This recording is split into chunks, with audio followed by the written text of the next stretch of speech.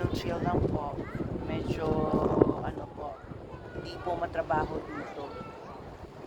Ayan, more on chill lang po dito sa chalet. Ang kids. Ayan, guys. Kamusta po yung araw niyo, guys? Ayan, hangin.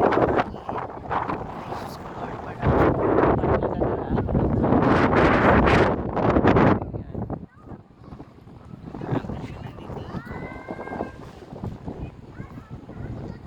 Tara guys, ligo po tayo. Char.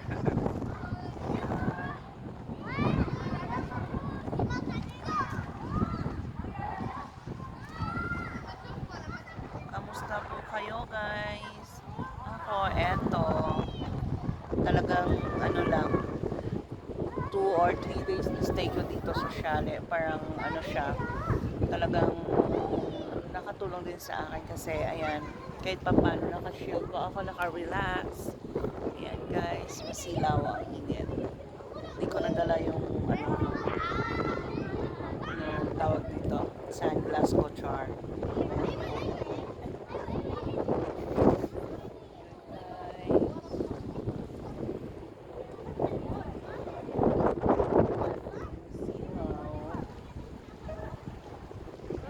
Chill lang kasi ano, meron po silang, yung pamilya ni nanay, meron po namang nataga dito.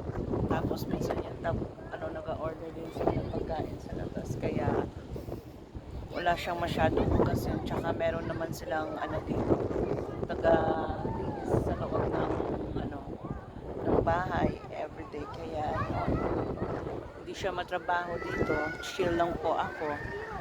Kaya diba guys, at least kahit papano, kahit 2 days lang naka-relax din ang kids. And bukas uwian na naman po. Bukas po kami.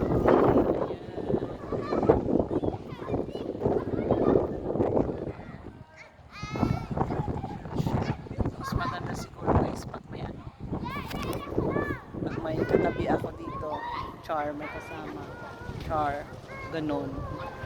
So guys, that's it for now. Thank you for watching guys. See you naman on my next video. Bye guys. Bye bye.